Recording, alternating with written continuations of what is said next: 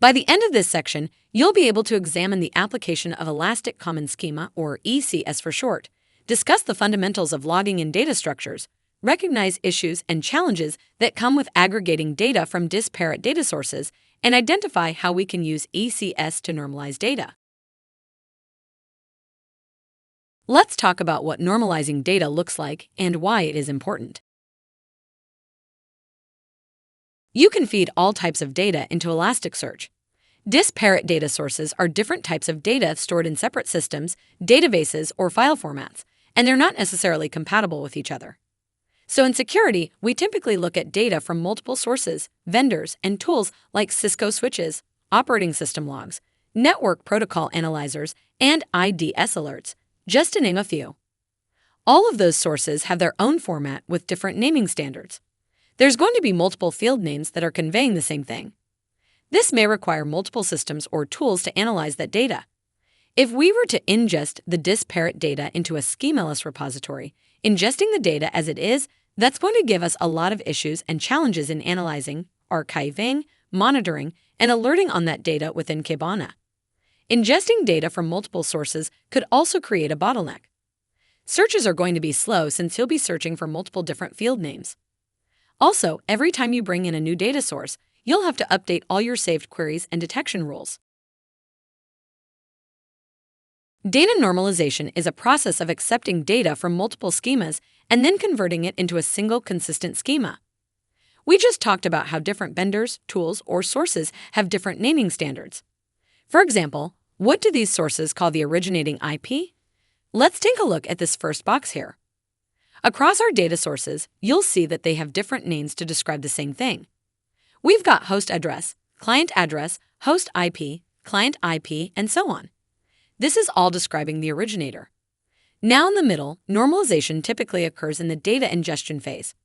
Those are often with tools like Logstash, Agent, Beats, or Elasticsearch itself.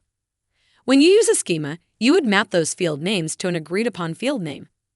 This is what you're seeing on the right. This is the standardized field name, no matter what source the data came from. Now this first box of host and client addresses, we're going to use the ECS field name of source.ip. I do want to mention that data is not modified while going through the normalization. Only the field name is going to be changed to that standardized field name as defined in the schema. Here is an example query. If we leave original field names from our disparate data sources, we have to craft a search that gets complicated pretty quickly as you add multiple fields. So you have to remember each individual field name from the different sources. So again, we're looking for a single originating IP, but then using the different field names and then connecting them with an OR Boolean. Ultimately, we need to standardize and agree on a field name to use, and no matter what data source it came from, we want that field name to be the same. Now you can see how searching with a schema like ECS is using one standardized field name. In this case, source.ip. This is going to be way easier to remember. What query would you rather use? I want to work smarter and not harder, so I'm going to use searching with ECS. We've been talking about schemas and data normalization in general. What exactly is the Elastic Common Schema? The Elastic Common Schema is an open-source specification that supports uniform data modeling. In other words, ECS is a set of guidelines that standardizes the way we structure and name fields across diverse data sources in Elasticsearch. These are the standards that the Elastic user community has agreed upon. ECS is maintained by Elastic, and it's actively developed with contributions from the community. As more users adopt ECS, more tools and integrations are going to support the schema. It's going to improve its capabilities over time. The goal of ECS is to enable and encourage users of Elasticsearch to normalize their event data so that they can better analyze, visualize, and correlate the data represented in their events in Kibana under a single source tool or as close to a single source as possible. There are many benefits to normalizing data. We did see the simplified field naming from the previous slide. It does increase search speed efficiency, since you're searching one field instead of those multiple fields. It can correlate data from different sources, so this makes it easier to analyze and visualize. You can reuse analysis content across multiple data sources. You can incorporate future Elastic or partner-provided analysis. The Security app requires ECS. The Security app has built-in capabilities like dashboards, visualizations, and rules. If your data isn't in ECS, you can't take advantage of those capabilities. In general, ECS helps uniformly examine data.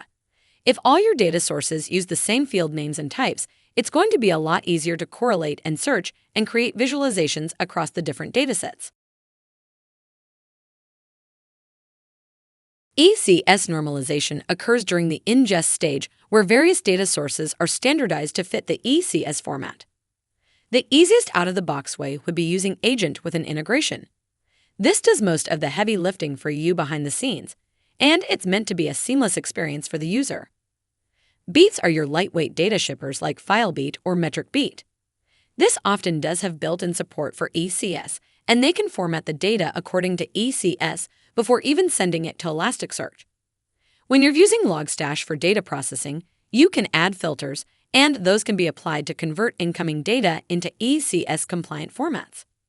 If you have a custom data source, you can create your own ingest pipeline and then use something like the mutate filter to rename fields into ECS.